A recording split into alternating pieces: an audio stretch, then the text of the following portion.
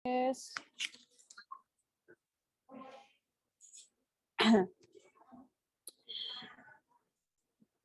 Assalamualaikum warahmatullahi wabarakatuh. Kami dari kelompok 9 yang beranggotakan saya sendiri Marinda Syarif serta rekan saya Yofi Alsatriana ingin menyampaikan hasil kerja kelompok kami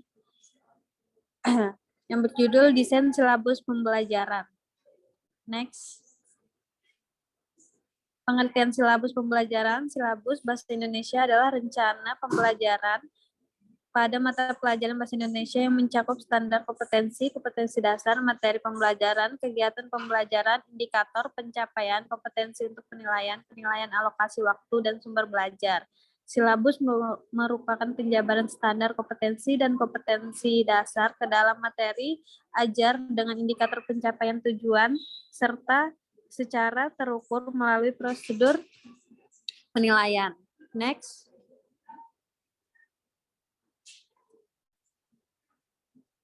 Selanjutnya, mata pelajaran standar kompetensi SK dan kompetensi dasar KD.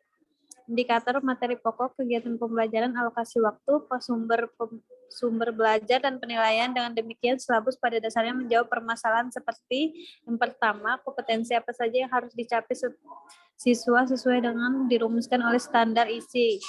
Yang kedua, materi pokok apa saja yang perlu dibahas dipelajari peserta didik untuk mencapai standar isi. Yang ketiga, kegiatan pembelajaran yang bagaimanakah yang harus dilaksanakan oleh guru sehingga peserta didik mampu berinteraksi dengan objek belajar. Yang keempat, indikator apa saja yang harus ditentukan untuk mencapai standar isi. Yang kelima, bagaimana cara mengetahui ketercapaian kompetensi dasar indikator sebagai acuan menentukan jenis dan aspek yang akan dinilai. Yang keenam, berapa waktu lama yang diperlukan untuk mencapai standar isi tertentu. Yang ketujuh, sumber belajar apa saja yang dapat diberdayakan untuk mencapai standar isi tertentu. Next. Yang B, pengembangan silabus pembelajaran.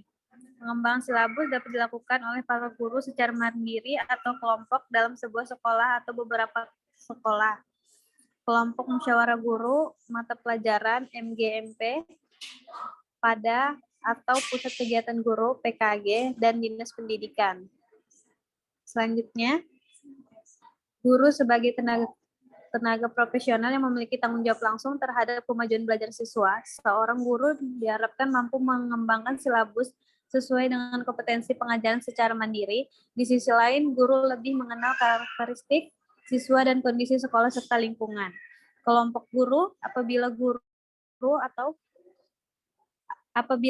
kelas atau guru mata pelajaran karena sesuai hal belum dapat dilaksanakan pengembangan silabus secara mandiri, maka pihak sekolah dapat mengusahakan untuk pembentukan KTPS perangkat pembelajaran sekolah menengah pertama, SMP, Madrasah Sanawiyah.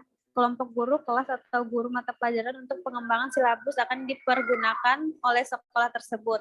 Selanjutnya,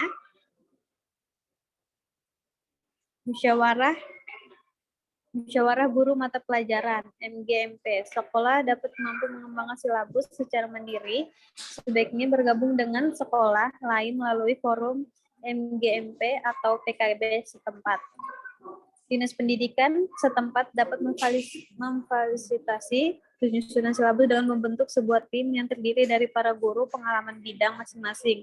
Dalam pengembangan silabus ini, sekolah, kelompok pekerja guru atau dinas pendidikan meminta bimbingan teknisi untuk perguruan tinggi, LPMP, atau unit utama terkait Departemen Pendidikan Nasional. Next.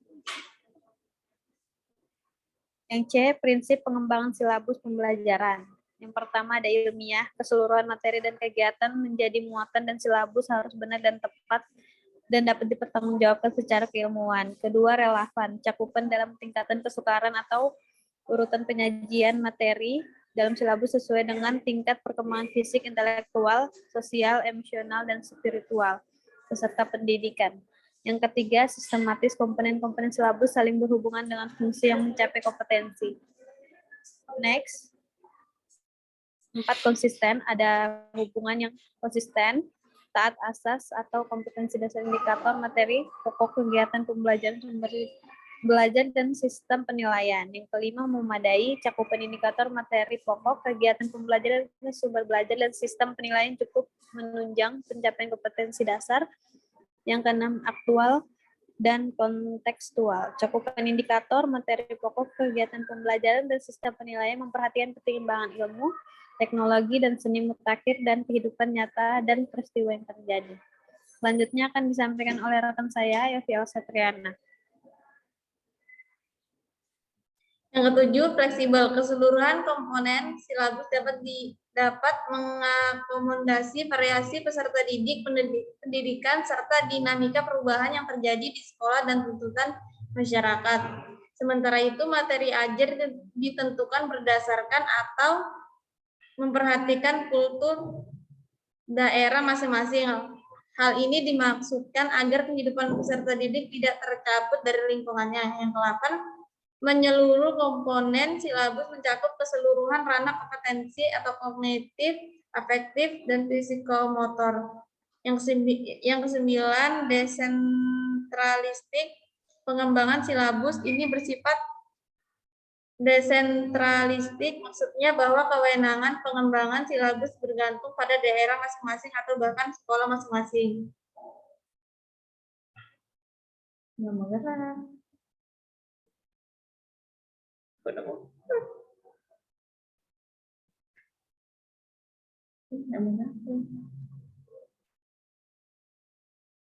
Yang D, tahap-tahap silabus pembelajaran.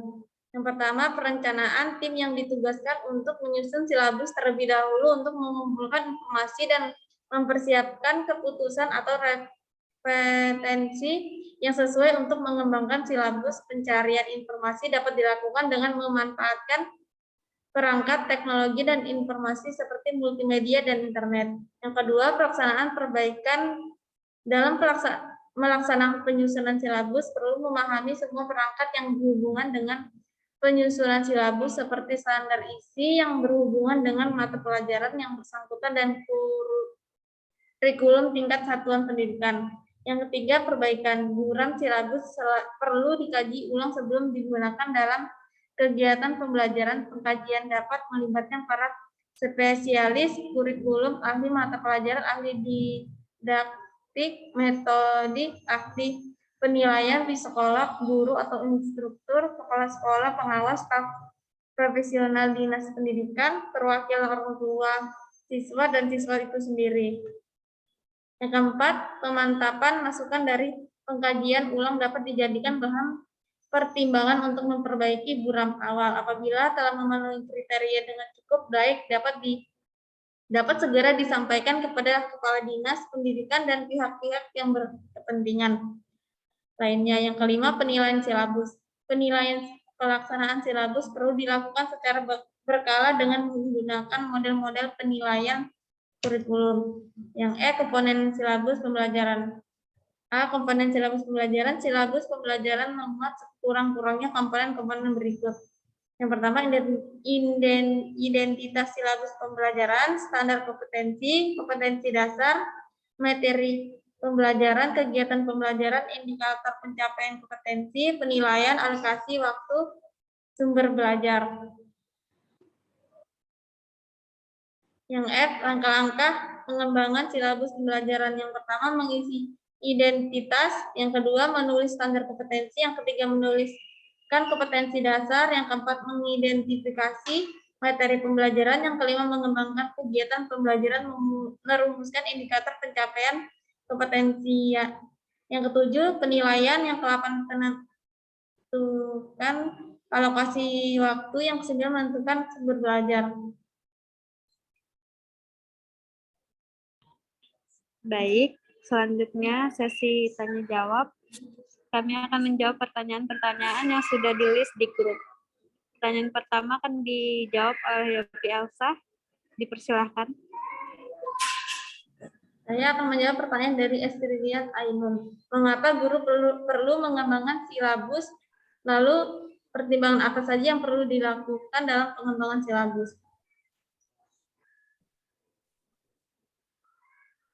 Seorang guru sebetulnya harus mengembangkan sendiri silabusnya sesuai dengan situasi dan kondisi dari sekolah di mana seorang guru tersebut mengajar,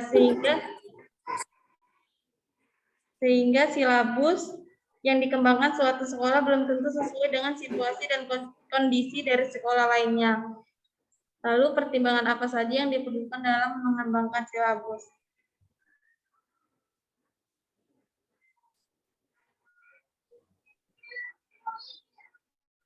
Dalam silabus, pengembangan silabus perlu dipertimbangkan beberapa prinsip. Prinsip tersebut merupakan kaidah yang akan menjiwai pelaksanaan kurikulum tingkat satuan pendidikan. Pengembangan silabus ini yaitu ilmiah, relevan, sistematis, konsisten, memadai, atau adekuate, aktual, fleksibel, dan menyeluruh. Ilmiah bahwa seluruh materi dan kegiatan yang menjadi muatan dalam silabus harus benar dan dapat dipertanggungjawabkan secara keilmuan. Yang kedua, prinsip relevansi. Prinsip relevansi memberikan arahan bahwa cakupan, kedalaman, tingkatan kesukaran, dan urutan penyajian materi dalam silabus harus sesuai dengan tingkat perkembangan fisik, intelektual, sosial, emosional, dan spiritual peserta didik.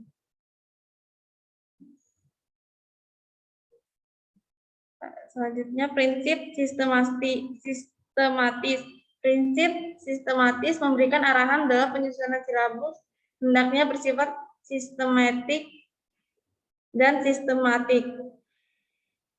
Selanjutnya, prinsip konsistensi. Prinsip konsistensi memberikan arahan bahwa dalam pengembangan silabus terjadi hubungan yang konsisten atau ajak atau taat asas antara kompetensi dasar, indikator, materi pokok, pengalaman belajar, sumber belajar, dan instrumen penilaian bersifat searah dalam rangka pencapaian standar kompetensi. Yang selanjutnya, prinsip memadai. Prinsip ini memberi arahan bahwa cakupan indikator materi pokok, pengalaman belajar, sumber belajar, dan sistem penilaian cukup memadai untuk menunjang pencapaian kompetensi dasar. Yang pertanyaan dari istri selanjutnya,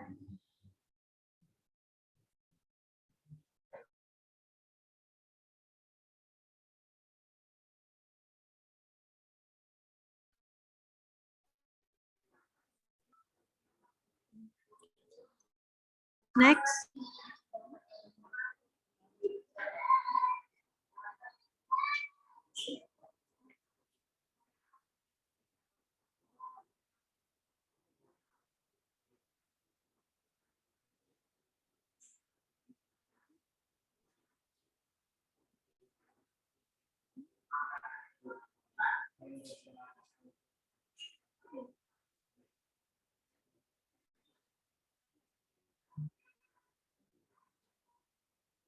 Selanjutnya,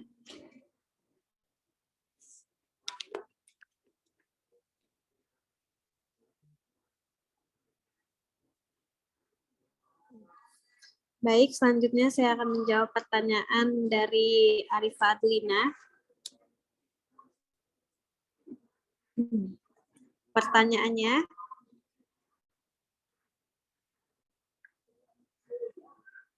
bagaimana jika seorang pendidik mengajar tanpa silabus? Terima kasih. Ya, baik, saya akan menjawab. Mengajar tanpa silabus itu bagaikan tentara di medan perang tanpa senjata.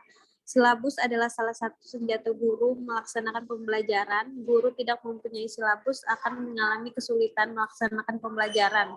Materi yang disampaikan tidak akan jelas arah, tujuan, dan target pencapaiannya. Beberapa kekurangan yang dialami oleh guru yang mengajar tanpa silabus: yang pertama, waktu yang dialokasikan akan terasa lama. Yang kedua, materi yang disampaikan berproses secara berulang-ulang. Yang ketiga, akan tampak secara tidak menguasai materi yang disampaikan. Kurangnya kepercayaan siswa terhadap guru. Yang kelima, meruntuhkan kewibawaan guru di mata siswa. Yang keenam, guru mudah terbawa emosi dan tidak mendasarkan bahkan grogi di depan kelas. Dan masih banyak lagi lain-lainnya yang dapat menurunkan motivasi guru. Selanjutnya, saya akan menjawab pertanyaan dari Tantia. Apa saja kesulitan serta kendala yang dialami oleh guru saat menyusun silabus? Terima kasih. Dikutip dari jurnal Identifikasi Kesulitan Guru dalam Pengembangan Silabus Rencana Pelaksanaan Pembelajaran RPP pada mata pelajaran Biologi oleh Iriati Rumaf, jurusan Pendidikan Biologi, Fakultas Ilmu Tarbiyah dan Keguruan Institut Agama Islam Negeri IAIN Ambon 2019. Dijelaskan kesulitan yang dihadapi oleh guru dalam pengembangan silabus dan perencanaan adalah yang pertama kurangnya pengetahuan dan pengalaman guru biologi dalam mengembangkan perangkat pembelajaran berupa silabus ataupun RPP. Yang kedua, kebiasaan guru yang sering melakukan copy paste atau mengcopy silabus dari dan RPP dari guru lainnya sehingga sulit mengembangkan silabus maupun RPP. Upaya yang sering dilakukan untuk menghilangkan kesulitan tersebut dengan mengikuti kegiatan workshop, sosialisasi, dan pelatihan pengembangan pengangkatan pelajaran maupun kegiatan MGMP di sekolah. Terus faktor yang menyebabkan kesulitan guru pengembangan silabus dan RPP pada mata pelajaran ini, guru kurang mengikuti kegiatan sosialisasi dan pelatihan pengembangan silabus dan RPP. Kemudian sikap guru kurang jelas, kurang serius, kurang jelas dalam upaya pengembangan silabus maupun RPP, serta kurangnya dari tekanan kepala sekolah maupun kurikulum bagi para guru dan upaya pengembangan silabus RPP. Mungkin itu saja saya menjawab pertanyaan dari teman-teman yang sudah di-list. Presentasi akan kami tutup. Kurang lebihnya mohon dimaafkan. Wassalamualaikum warahmatullahi wabarakatuh. Terima kasih.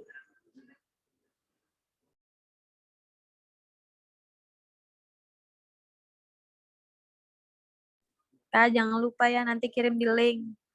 Ya nanti kirim di grup linknya.